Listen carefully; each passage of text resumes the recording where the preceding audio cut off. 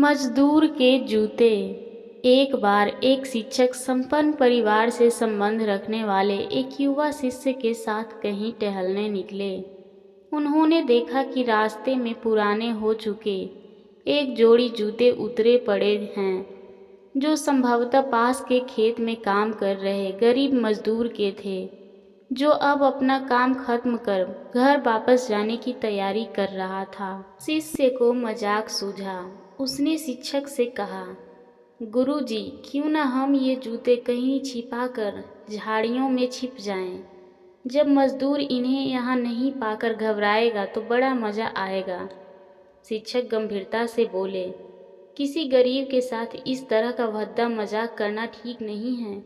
क्यों ना हम इन जूतों में कुछ सिक्के डाल दें और छिपकर देखें कि इसका मजदूर पर क्या प्रभाव पड़ता है। शिष्य ने ऐसा ही किया और दोनों पास की झाड़ियों में छुप गए। मजदूर जल्द ही अपना काम खत्म कर जूतों की जगह पर आ गया।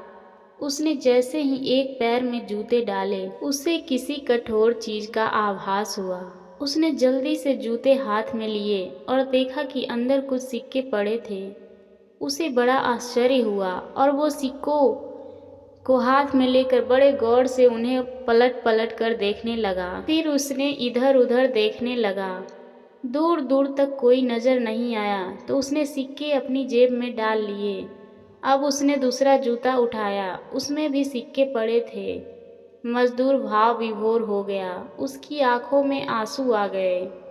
उसने हाथ जोड़कर ऊपर देखते हुए कहा, हे भगवान, समय पर प्राप्त इस सहायता के लिए उस अनजान सहायक का लाख लाख धन्यवाद। उसकी सहायता और दयालुता के कारण आज मेरी बीमार पत्नी को दवा और भूखे बच्चों को रोटी मिल सकेगी। मजदूर की बातें सुन शिष्य की आंखें भर आईं। शिक्षक ने शिष्य से कहा, क्या तुम्हारी मजाक वाली बात की अपेक्षा जूते में सिक्का डालने से तुम्हें कम खुशी मिली? शिष्य बोला, आपने आज मुझे जो पाठ पढ़ाया है, मैं उसे जीवन भर नहीं भूलूंगा।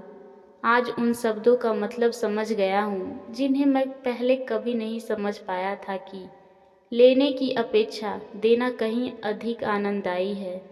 देने का आनंद असीम है, देना देवत्व है।